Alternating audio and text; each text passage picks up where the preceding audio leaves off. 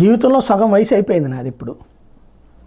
ఇక మిగతా అది ఎంతకాలం బతుకుతామంటే ప్రతిరోజు బోనస్ అనుకోవాలా, అది సహజం. ఎందుకంటే వయసు పరంగా నా దృష్టిలో అయితే 50 దాటిన దగ్గర నుంచి ప్రతిరోజు బోనస్ అనుకోవాల్సిందే. ఇవాళ ఆహారపు అలవాట్లు వీటిలో. పాత రోజుల్లో అయితే కనుక ఎక్కువ బతకచ్చాం. కాకపోతే ఒక 50 ఏళ్ల తర్వాతన, అంటే ఇవాళ 10 ఏళ్ళ వాళ్ళకి 60 ఏళ్ళ దాకా బతుకుతారని నేను అనుకుంటున్నాను. లేదా కనీసం 20-25 ఏళ్ల తర్వాత అయితే ఒక విషయం చూడొచ్చేమో.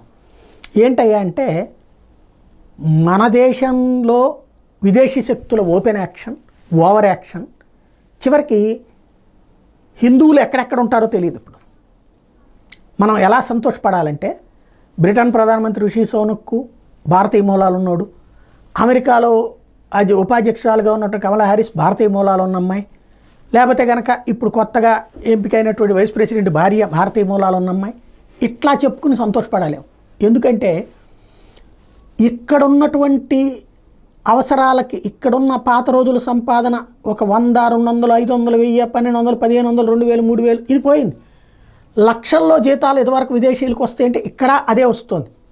ఇక్కడ లక్షల్లో వస్తున్నప్పుడు ఇంకా ఇంతకంటే లక్షల్లో రావాలన్న కోరిక కోసం విదేశాలకు వెళ్ళిపోతున్నారు. చదివింది ఇక్కడే, ఉద్యోగాల కోసం విదేశాలకు వెళ్ళిపోతున్నారు. తమ బిడ్డలకి ఇక్కడ విద్య వద్దు అనుకుంటున్నారు, అక్కడ విద్య కావాలని కోరుకుంటున్నారు.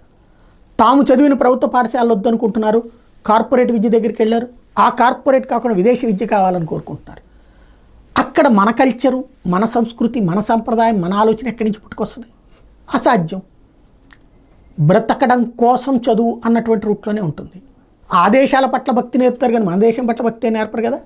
క్రమంగా భవిష్యత్తులో ఏంటయ్యా అంటే, మనం ఎలా చెప్పుకోవాలనుకుంటా, అలాగే హిందువులకి పరిస్థితి ఎట్లా ఉంటుంది అన్నటువంటిది కూడా సందేహమే.